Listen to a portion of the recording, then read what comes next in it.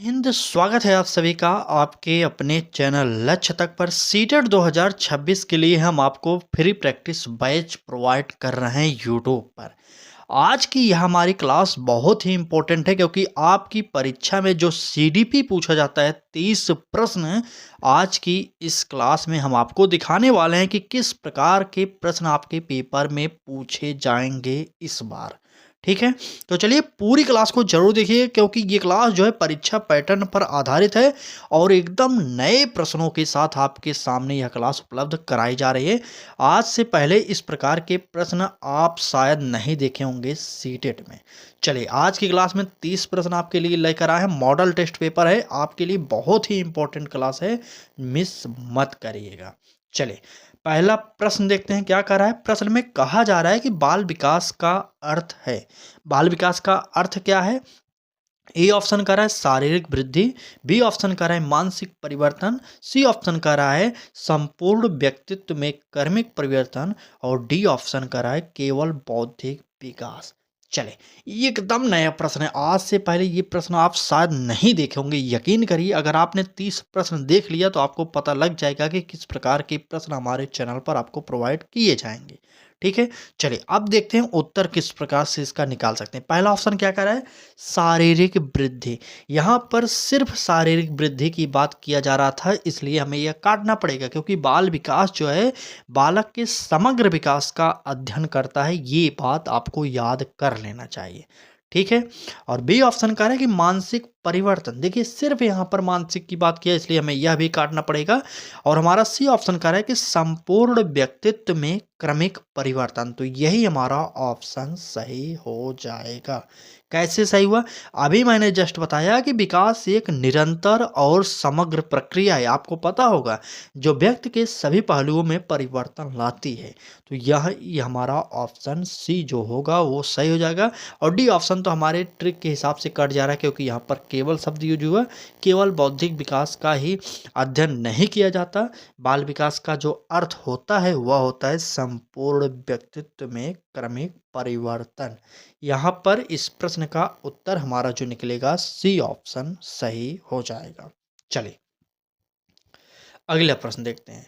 देखिए यहाँ पर हम आपको इस प्रकार के प्रश्न इसलिए प्रोवाइड कर रहे हैं, देख रहे हैं प्रश्न यहाँ पर लिख दे रहे हैं, उसके बाद प्रश्न स्टार्टिंग यहाँ पर है। तो इस प्रकार से हम कुछ नया आपके लिए प्रोवाइड कर रहे हैं। अगर आपको क्लास अच्छी लगे जरूर कमेंट करके बताइएगा। ठीक है, चलिए प्रश्न देखेंगे। कह रहा है कि अधिगम का अर्थ है। लर्निंग का आपसे अर्थ पूछा जा रहा है, क्या होता है?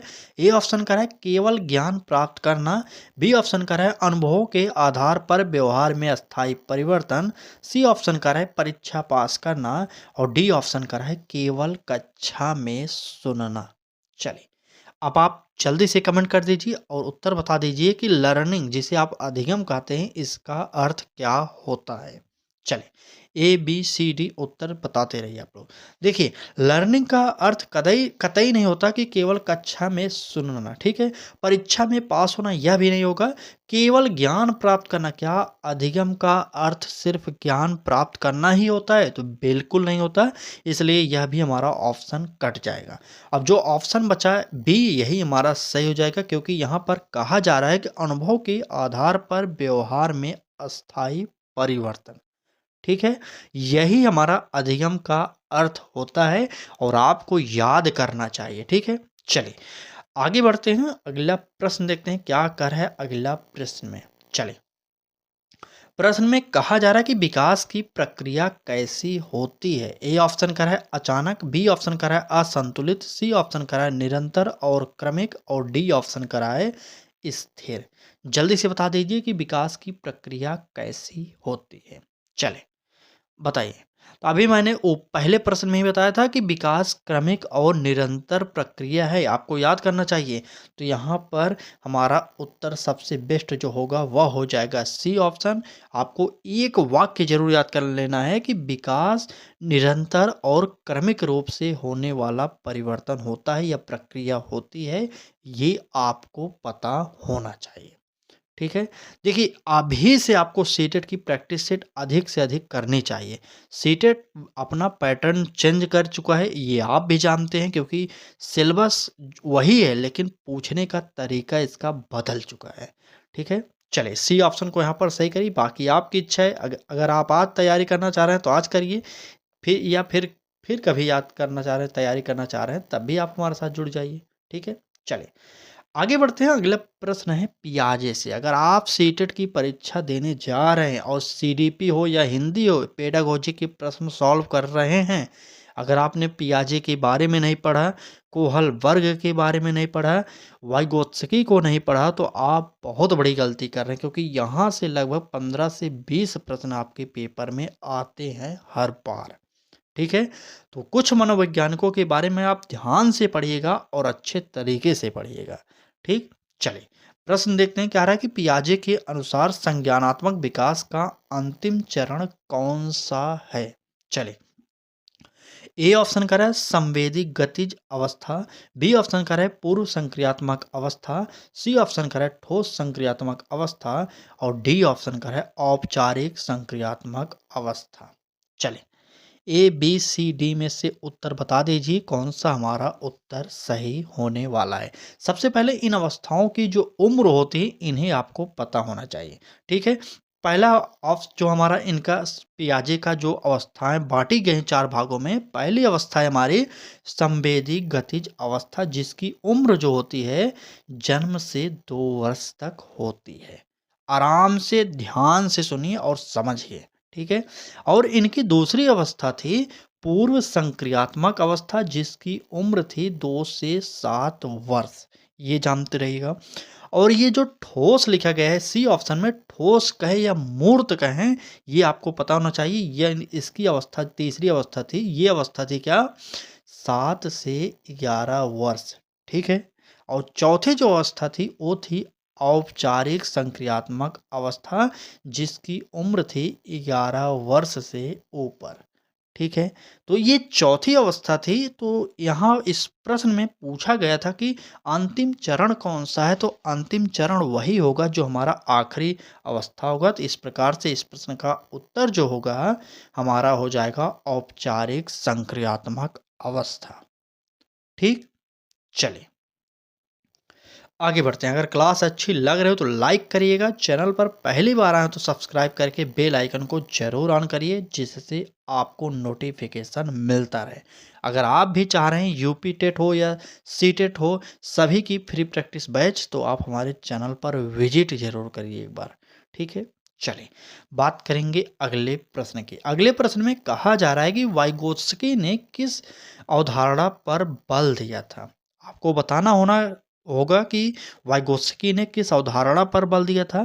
ए ऑप्शन करें आत्मनिष्ठ विकास पर, बी ऑप्शन करें सामाजिक सांस्कृतिक प्रभाव पर, सी ऑप्शन करें जैविक परिपक्वता पर और डी ऑप्शन करें व्यक्तित्व परीक्षण पर। चलिए कमेंट करिए वाइगोत्स्की ने किस अवधारणा पर बल दिया है। ए बी सी डी में से उत्तर जल्दी से बताइए। क्वेश्चन नंबर हमारा ये 5 है, तो आप सभी को पता होना चाहिए कि वाइगोत्स्की ने जिस पर बल दिया था वो था सामाजिक सांस्कृतिक प्रभाव पर। ठीक है, सामाजिक सांस्कृतिक प्रभाव पर वाइगोत्स्की ने बल दिया। इस प्रकार से इस प्रश्न का उत्तर जो होगा हमारा बी ऑप्शन सही हो जाएगा। चलिए नेक्स्ट प्रश्न देखते हैं क्या कर रहा है हमारा अगला प्रश्न। देखिए अगले प्रश्न में कहा जा रहा है कि निकटतम विकास क्षेत्र, जिसे आप कहते हैं जोन ऑफ प्रॉक्सिमल डेवलपमेंट, ठीक है, किसका सिद्धांत है। ये बहुत ही इंपॉर्टेंट है। पियाजे का है, कोहल वर्ग का है, वाइगोत्स्की का है या थार्नडाइक महोदय का है। जल्दी से कमेंट कर दीजिए और उत्तर जल्दी से आप लोग बताइए कि कौन सा हमारा उत्तर सही होने वाला है। चलिए जल्दी बताइए, ए बी सी डी में से उत्तर बताइए कौन सा होगा। तो बात करें इस प्रश्न के उत्तर की, तो जॉन ऑफ प्रॉक्सिमल डेवलपमेंट, जिसे आप निकटतम विकास का क्षेत्र कहते हैं, इस सिद्धांत को देने वाले मनोवैज्ञानिक जो थे वो थे हमारे वाइगोत्स्की महोदय। इन्होंने ही यह सिद्धांत दिया था और इस प्रश्न का उत्तर आपको सी ऑप्शन को नोट कर लेना है। चले वाइगोत्स्की बहुत ही इंपॉर्टेंट है आपके पेपर के लिए, याद करिएगा, मिस मत करिए, क्योंकि यहाँ से प्रश्न फिर से आएगा आपके पेपर में, 100% है, श्योर है रहना। चलिए आगे बढ़ते हैं, अगला प्रश्न देखते हैं। अगले प्रश्न में कहा जा रहा है कि शिक्षण में स्कैफोल्डिंग का अर्थ क्या है? स्कैफोल्डिंग का अर्थ क्या होता है, ये आपसे पूछा जा रहा है। सबसे पहले ये जान जाए कि ये शब्द किसने दिया था। तो ये शब्द देने वाले कौन थे? वाइगोत्स्की महोदय ने दिया था। ठीक है, तो इतना आप जानते रहिएगा। ए ऑप्शन का है बच्चों को रटवाना, बी ऑप्शन का है शिक्षक द्वारा अस्थायी सहायता देना, सी ऑप्शन का है अनुशासन सिखाना और डी ऑप्शन का है स्वतंत्र अध्ययन। ए बी सी डी आप कमेंट करिए बस। चलिए जल्दी से कमेंट कर दीजिए, इस प्रश्न का उत्तर क्या होगा। चलिए, तो आपको पता होना चाहिए कि इसके फोल्डिंग का जो शब्द दिया गया है इसका अर्थ होता है शिक्षक द्वारा अस्थायी सहायता देना। ठीक है, अस्थायी सहायता देना, इस शब्द का अर्थ जो होगा यही होगा। और इस प्रश्न का उत्तर आप लोग बी ऑप्शन को टिक कर दीजिए। ठीक, चलिए परीक्षा तक आपको क्लासेज प्रोवाइड करेंगे, ऐसा नहीं है। परीक्षा तक, परीक्षा जिस दिन होगी उस दिन सुबह भी हम आपके लिए क्लास लाएंगे। यकीन करिए, अगर आप अभी से तैयारी करेंगे तो सीटेट में 100 नंबर तो कम से कम ही पाएंगे। 100 से ऊपर सभी लोग रहेंगे। क्यों? क्योंकि मैं खुद इस तैयारी को किया था और देखा था कि किस प्रकार से पढ़ा जाए कि अच्छा नंबर पाया जाए। और सीडीपी जैसे सब्जेक्ट में मैंने 30 में 30 पाया था। यकीन करिए, जिस दिन हम अपनी रिजल्ट या मार्कशीट आपको दिखाएंगे तो आप अचंभित रह जाएंगे। सीडीपी अच्छे से पढ़िए, पूरा नंबर सीडीपी का आता है। ठीक है, चलिए बात करेंगे अगले प्रश्न की। तो कह रहा है कि बालक की रुचियों को समझना किस सिद्धांत से संबंधित है। ए ऑप्शन कर है व्यवहारवाद, बी ऑप्शन कर है मानवतावाद, सी ऑप्शन कर है सामाजिक अधिगम और डी ऑप्शन कर है शास्त्रीय अनुबंधन। चलिए बताइए, ए बी सी डी में से उत्तर कौन सा होने वाला है। चलिए जल्दी कमेंट कर दीजिए कौन सा उत्तर होगा। चलिए, क्या पूछा गया था कि बालक की रुचियों को समझना किस सिद्धांत से संबंधित है। तो बालक की रुचियों को समझने की बात किया जा रहा है, तो यहाँ पर उत्तर जो होगा वह हो जाएगा मानवतावाद। इस प्रश्न का उत्तर हमारा जो होगा बी ऑप्शन से हो जाएगा। और आगे बढ़ते हैं, अगला प्रश्न देखते हैं क्या कह रहा है। चले, एक शब्द दिया गया है, बहुत ही इंपॉर्टेंट है, रेनफोर्समेंट का अर्थ आपसे पूछा जा रहा है। इसका अर्थ क्या होगा? क्या ए ऑप्शन होगा भूल जाना, बी ऑप्शन होगा प्रेरणा देना, या सी ऑप्शन होगा व्यवहार को सुदृढ़ करना, या डी ऑप्शन सजा देना। ए बी सी डी आप कमेंट करते रहिए, क्योंकि कमेंट आपका बंद नहीं होना चाहिए। जितने भी लोग लाइव क्लास देख रहे हैं कमेंट करते रहिए। ठीक है, अगर आप चाहते हैं हमारे साथ जुड़कर फ्री में तैयारी करना तो जुड़िए, और सुबह 10 बजे क्लासेज आपके लिए प्रोवाइड की जा रही हैं। ठीक है, चलिए अब बात करें इसका अर्थ क्या होता है। तो इस प्रश्न का जो उत्तर होगा वह हो जाएगा व्यवहार को सुदृढ़ करना। रेनफोर्समेंट जो शब्द दिया गया है, इसका जो अर्थ होगा वह होगा व्यवहार को सुदृढ़ करना। इतना आपको याद होना चाहिए। ठीक, चलिए आगे बढ़ते हैं, अगला प्रश्न देखते हैं। देखिए अभी ये हमारा 10वां प्रश्न है। तो आज की क्लास में हम आपको 30 प्रश्न सीडीपी के लेकर आए हैं, और 30 प्रश्न नए प्रश्न हैं, आज से पहले आप कभी नहीं पढ़े होंगे। और इसी पैटर्न पर इस बार सीटेट का पेपर आने वाला है, ये आप याद कर लीजिए। ठीक, चलिए बात करेंगे इस प्रश्न की। तो प्रश्न में कहा जा रहा है कि कोहल वर्ग के अनुसार नैतिक विकास का सर्वोच्च चरण कौन सा है। तो इन चरणों के बारे में अगर आप नहीं जानते तो एक बार जानिए। ए ऑप्शन करें प्राक संवेदी स्तर, बी ऑप्शन करें परंपरागत स्तर, सी ऑप्शन करें उत्तर परंपरागत स्तर, और डी ऑप्शन आत्म केंद्रित स्तर। चलिए जल्दी से बता दीजिए, यह कोहल वर्ग का नैतिक विकास का सिद्धांत। देखिए प्रश्न में भी एक प्रश्न है, अगर आपसे पूछा जाए कि नैतिक विकास का सिद्धांत किसने दिया था, तो आपको बताना है कि कोहल वर्ग ने दिया था। ठीक है, प्रश्न में आपको एक प्रश्न मिल गया। अगर बात करें कि सर्वोच्च चरण इनका कौन सा था, तो वो था क्या हमारा, बताइए, उत्तर परंपरागत स्तर। यही हमारा जो सी ऑप्शन है, यही हमारा सबसे सर्वोच्च चरण था कोहल वर्ग के नैतिक विकास का। ठीक, चलिए सी ऑप्शन को यहाँ पर सही करिए और आगे बढ़ते हैं, अगला प्रश्न देखते हैं क्या कह रहा है। अगले प्रश्न में कहा जा रहा है कि बाल केंद्रित शिक्षा का प्रमुख उद्देश्य है क्या उद्देश्य है? ए ऑप्शन कह रहा है परीक्षा परिणाम सुधारना, बी ऑप्शन कह रहा है रट कर याद कराना, सी ऑप्शन कह रहा है बालक के सर्वांगीण विकास को प्रोत्साहित करना और डी ऑप्शन कह रहा है अनुशासन बनाए रखना। चलिए कमेंट करिए एक बार उत्तर कौन सा होने वाला है यहाँ पर हमारा प्रश्न संख्या 11 का। देखिए पहली बात, बाल केंद्रित शिक्षा का उद्देश्य परिणाम सुधारना नहीं होता, ये आपको पता होना चाहिए। ठीक है, बाल केंद्रित जो शिक्षा होती है इसका उद्देश्य होता है कि बालक का सभी प्रकार से विकास किया जा सके। ठीक है, तो इस प्रकार से ए ऑप्शन हमारा कट जाएगा। अब बी ऑप्शन में कह रहा है रट कर याद कराना। हमने आपसे पहले भी बताया था कि सीटेट के प्रश्नों में जहाँ पर भी आपको रटना शब्द मिल जाए या स्मरण मिल जाए या पुनः स्मरण मिल जाए, ये सब रॉन्ग आंसर के अंतर्गत आते हैं, इसलिए यह भी हमें काटना पड़ेगा। अनुशासन बनाए रखना ये भी हमारा बाल केंद्रित शिक्षा का उद्देश्य नहीं होता, लेकिन जो उद्देश्य होता है वो होता है बालक के सर्वांगीण विकास को प्रोत्साहित करना। अभी जस्ट मैंने बताया था कि बाल केंद्रित शिक्षा का उद्देश्य बालक के सर्वांगीण विकास के लिए होता है।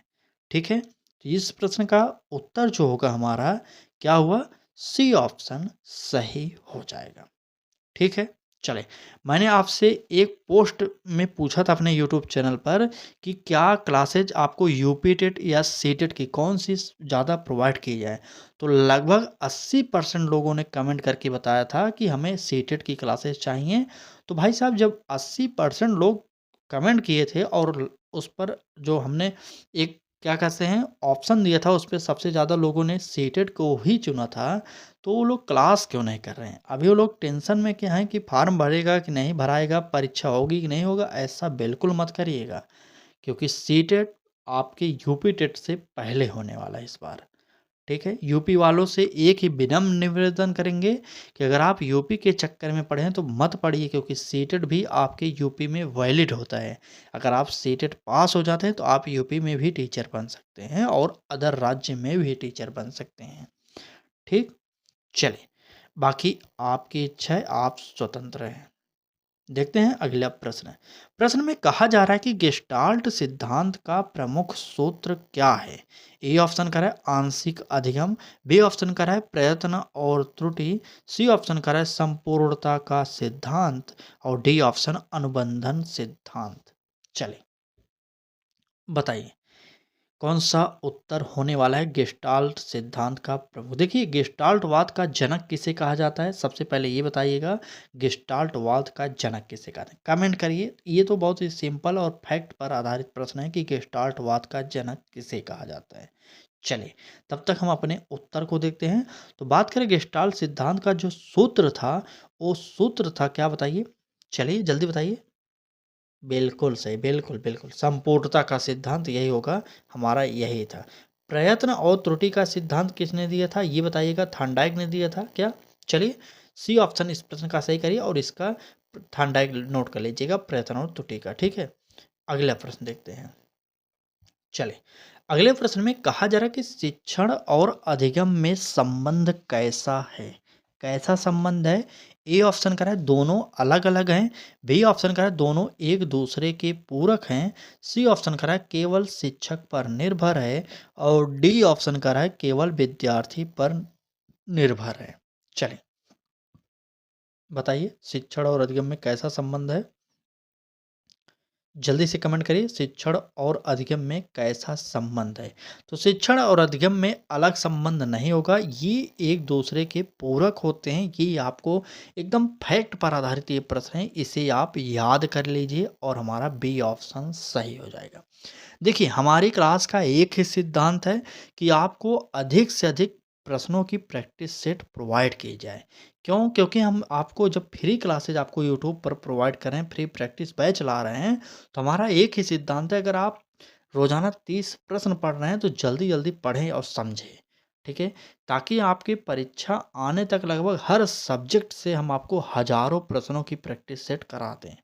बाकी आपको क्लास कैसी लग रही है, यह हमारा सिद्धांत जो हमने सोचा है कि हर सब्जेक्ट से आपको हज़ारों प्रश्नों की प्रैक्टिस कराई जाए, यह आपको कैसा लगा ये आप कमेंट करके ज़रूर बताइएगा। ठीक है?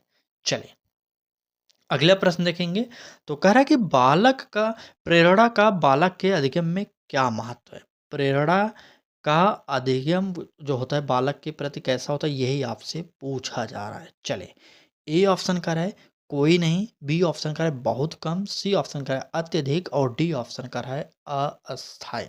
देखिए, ईमानदारी से कमेंट करिएगा कि क्या इस प्रकार के प्रश्न आपने आज से पहले कहीं पर पढ़ा है या देखा है? ज़रूर बताइएगा, ठीक है? फिलहाल पूछा क्या गया था कि प्रेरणा का बालक के अधिगम में क्या महत्व है? तो इस महत्व को जल्दी से बताइएगा तो सबसे अधिक महत्व इसका होता है, ठीक है? चले यहाँ पर इस प्रश्न का उत्तर जो होगा हमारा सी ऑप्शन सही हो जाएगा और आगे बढ़ेंगे अगला प्रश्न देखेंगे क्या कह रहा है। अगले प्रश्न में कहा जा रहा है कि मल्टीपल इंटेलिजेंस का सिद्धांत किसने दिया था?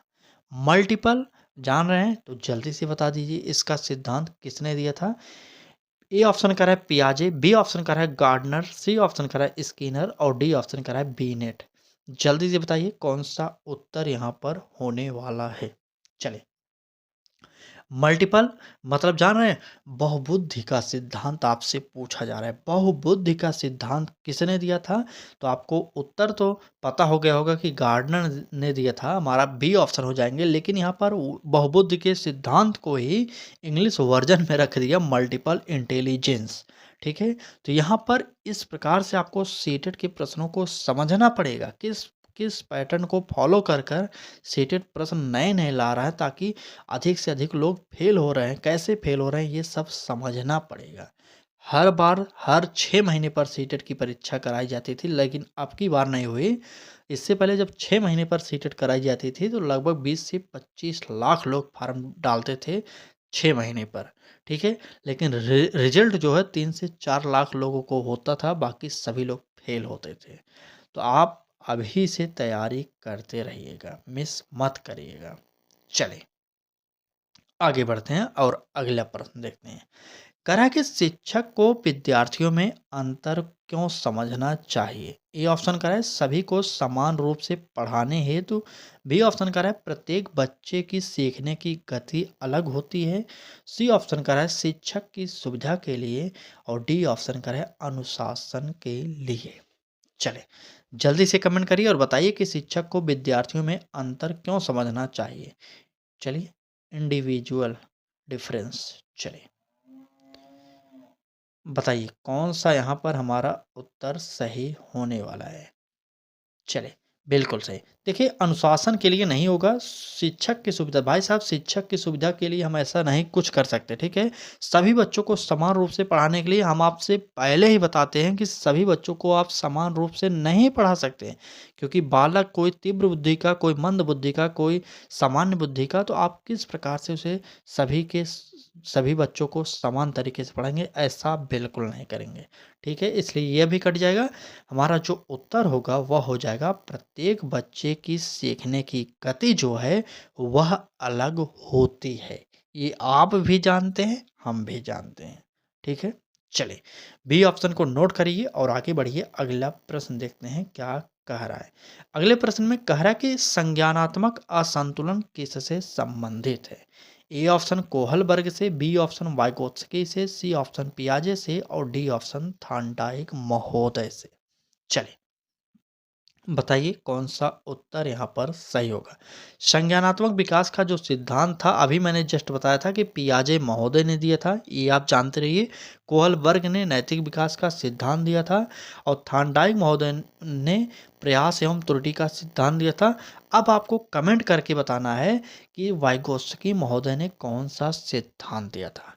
जल्दी से कमेंट करिए कि वाइगोत्स्की महोदय ने कौन सा सिद्धांत दिया था साइकोलॉजी के अंतर्गत। चलिए बताइए कौन सा उत्तर होगा हमारा सही। वाइगोत्स्की महोदय ने कौन सा सिद्धांत दिया था? तो सामाजिक सांस्कृतिक विकास का सिद्धांत जो है ये हमारे वाइगोत्स्की महोदय ने दिया था।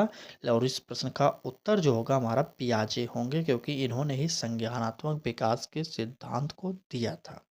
ठीक, चलिए अगला प्रश्न देखेंगे और अगले प्रश्न में क्या कह रहा है? कह रहा है कि किस अवस्था में बालक स्व केंद्रितता प्रदर्शित करता है। ए ऑप्शन कह रहा है संवेदी गतिज अवस्था, बी ऑप्शन कह रहा है पूर्व संक्रियात्मक अवस्था, सी ऑप्शन ठोस संक्रियात्मक अवस्था और डी ऑप्शन कह रहा है औपचारिक संक्रियात्मक अवस्था। इन अवस्थाओं की उम्र को भी एक बार फिर से मैं बता दे रहा हूँ, आप जो लोग जान जाइए। पहला जो अवस्था होती है वो होती है संवेदी गतिज अवस्था, जन्म से 2 वर्ष। दूसरी अवस्था पूर्व संक्रियात्मक अवस्था 2 से 7 वर्ष होती है, आप लोग नोट करिएगा। और तीसरी अवस्था जो होती है वो होती है 7 से 11 वर्ष। और चौथी अवस्था होती है 11 वर्ष से ऊपर की अवस्था। ठीक है, इतना आप जानते रहिएगा।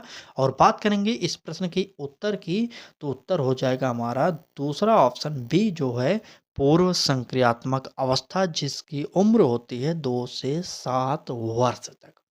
ठीक, चले आगे बढ़ते हैं, अगला प्रश्न देखते हैं क्या कह रहा है। अगले प्रश्न में कहा जा रहा है कि अनुकरण द्वारा अधिगम का सिद्धांत किसका है। ए ऑप्शन कह रहा है स्किनर का, बी ऑप्शन बंडूरा का, सी ऑप्शन थॉर्नडाइक का और डी ऑप्शन पावलोव का। जल्दी से बताइए कि अनुकरण द्वारा अधिगम का सिद्धांत, ये जो सिद्धांत है किसका है। चलिए, प्रश्न संख्या हमारा जो है ये 19वां प्रश्न है। आपको पता होना चाहिए कि अनुकरण द्वारा सीखने का जो सिद्धांत दिया था वो था स्किनर का सिद्धांत। और पूछा जाए अगर आपने आपसे कि स्किनर ने किस पर प्रयोग किया था, तो आपको पता होना चाहिए कि स्किनर ने चूहे पर प्रयोग किया था। ठीक है, तो यहाँ पर इस प्रश्न का उत्तर जो होगा हमारा ए ऑप्शन सही हो जाएगा। अब चलिए आगे बढ़ते हैं और अगला प्रश्न देखते हैं क्या कह रहा है। अगले प्रश्न में कहा जा रहा है कि बालक की सृजनात्मकता, जिसे आप इंग्लिश में क्रिएटिविटी कहते हैं, को विकसित करने के लिए शिक्षक को क्या करना चाहिए। अब आप बताइए कि सृजनात्मकता को विकसित कैसे आप करेंगे। आप थोड़ा सा लॉजिक लगाएंगे तो आपको उत्तर मिल जाएगा। ए ऑप्शन करा है उत्तर बताने चाहिए, बी ऑप्शन करा है स्वतंत्र सोच को प्रोत्साहित करना चाहिए, सी ऑप्शन करा है केवल पाठ्य पुस्तक पर निर्भर रहना चाहिए और डी ऑप्शन करा है गलतियों पर डांटना चाहिए। चलिए बताइए कौन सा उत्तर होगा। देखिए, बालक तो करके ही सीखता है, पहले तो त्रुटियां होंगी लेकिन आप डांटेंगे नहीं। ठीक है, गलतियों पर आप डांट देंगे तो बालक डर जाएगा, कुछ नया करेगा ही नहीं। ठीक है, तो सृजनात्मकता जो है उसके अंदर कैसे विकसित होगी, तो ऐसा बिल्कुल नहीं होगा। सी ऑप्शन करें केवल पाठ्य पुस्तक पर, जहाँ पर भी केवल शब्द यूज होता है वो तो पहले ही काटिए, झट से काट दीजिए।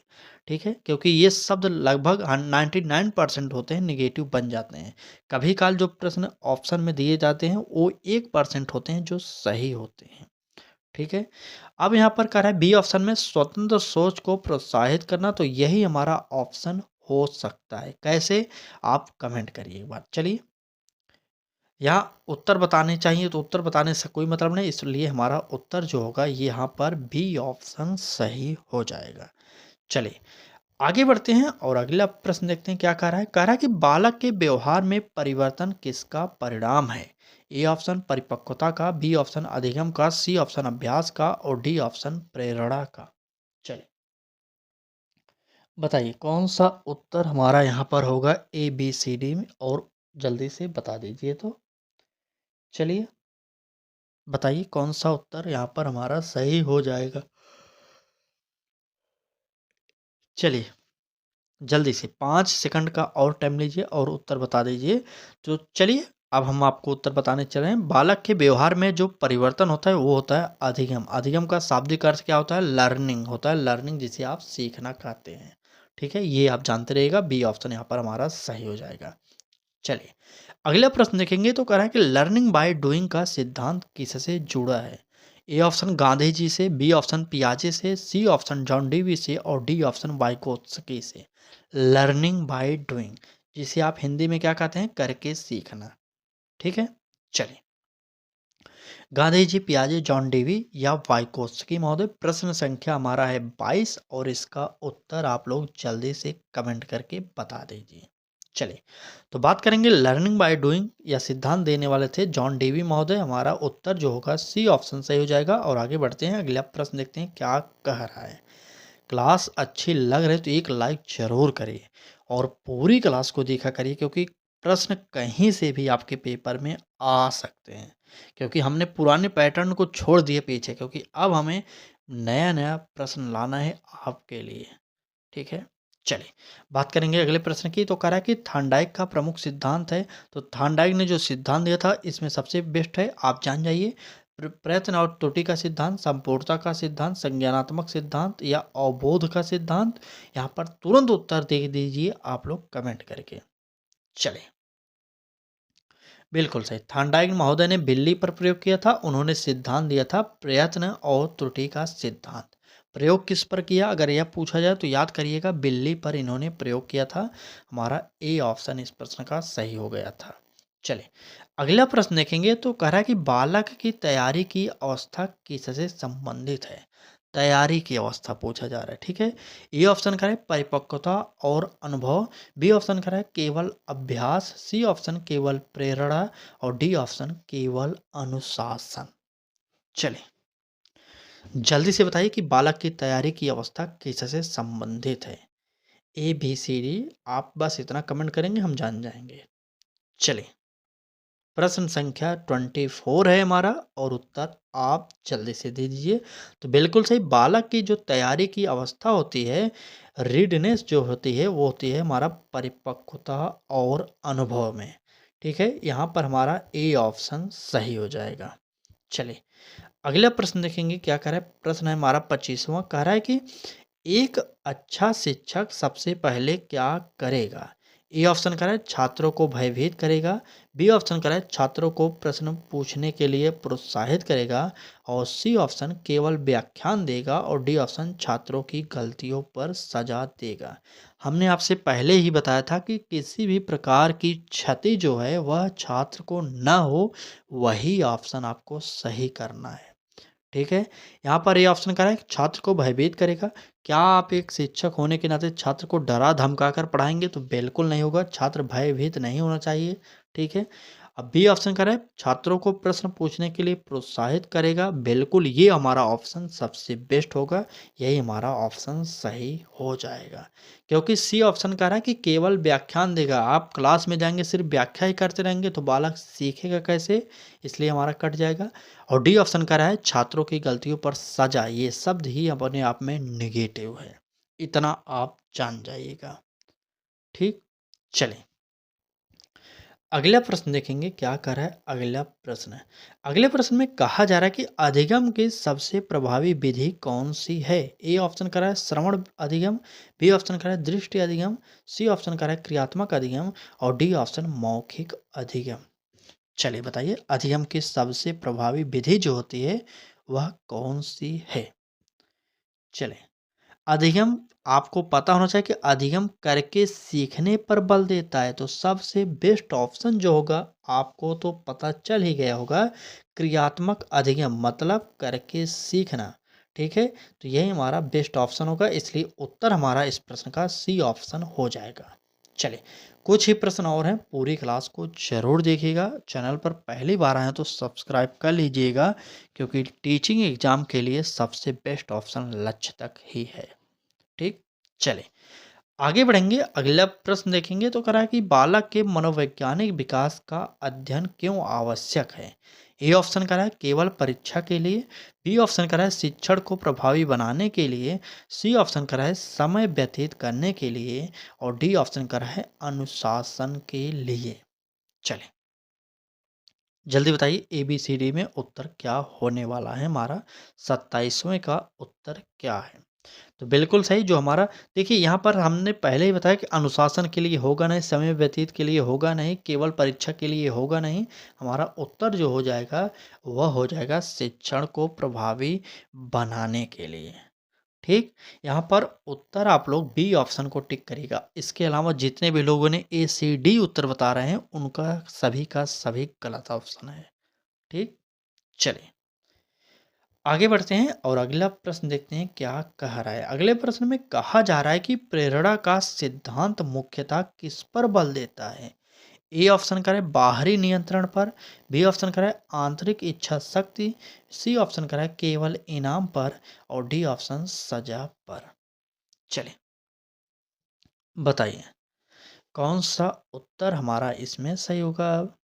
चलिए 28वें प्रश्न का उत्तर की बात किया जाए। प्रेरणा का जो सिद्धांत है मुख्यतः बल देता है, वह देता है आंतरिक इच्छा शक्ति पर, क्योंकि किसी को आप प्रेरित कर रहे हैं तो वह अंदर से प्रेरित होता है, बाहर से कैसे प्रेरित होगा, वह अंदर से प्रेरित होता है। ठीक है, इसलिए इस प्रश्न का उत्तर हमारा जो होगा बी ऑप्शन सही हो जाएगा। चलिए आगे बढ़ते हैं और अगला प्रश्न देखते हैं 29 का क्या कह रहा है। चलिए कह रहा है कि बाल मनोविज्ञान में इंडिविजुअल डिफरेंस का अर्थ क्या है। ए ऑप्शन कह रहा है सभी बच्चे समान हैं। बी ऑप्शन कह रहा है सभी बच्चे अलग अलग क्षमताओं वाले हैं। सी ऑप्शन कह रहा है कोई बच्चा बुद्धिमान नहीं होता और डी ऑप्शन कह रहा है सबकी बुद्धि एक जैसी होती है। अगर आपने ऑप्शन को सही से समझ लिया होगा तो आप उत्तर इसका दे सकते हैं। चलिए कैसे, आप ट्रिक देखिए इसमें क्या करा है। ए ऑप्शन में क्या करा है, सभी बच्चे समान हैं। आप ही बताइए कि क्या सभी बच्चे समान हो सकते हैं? तो बिल्कुल नहीं, किसी भी प्रकार से समान नहीं हो सकते। ठीक है, इतना आप जानते रहे, बहुत ज़्यादा हमें बताने की ज़रूरत नहीं। अगर आपने बीटीसी डीएलएड ये सब करके आया होगा तो आपको पता होगा। ठीक, बी ऑप्शन का सभी बच्चे अलग अलग क्षमताओं वाले होते हैं, तो ये ऑप्शन बिल्कुल सही हो सकता है हमारा। सी ऑप्शन देखेंगे और डी तभी हम उत्तर टिक करेंगे। ठीक है, चलिए सी ऑप्शन देखते हैं क्या कह रहा है कि कोई बच्चा बुद्धिमान नहीं होता। भाई ये आप कैसे कह सकते हैं कि कोई बच्चा बुद्धिमान नहीं होता, इसलिए हमें ये काट देना पड़ेगा। और डी ऑप्शन कह रहा है कि सबकी बुद्धि एक जैसी होती है। पहले मैंने बताया था कि सामान्य बुद्धि, मंद बुद्धि, तीव्र बुद्धि, ये सब बालकों के प्रकार हैं बुद्धि के लिए। ठीक है, और यहाँ पर कह रहा है कि सबकी बुद्धि एक जैसी होती है, किस प्रकार से कह रहा है पता ही नहीं, इसलिए हमें यह काटना पड़ेगा और हमारा इस प्रश्न का उत्तर बी ऑप्शन सही हो जाएगा।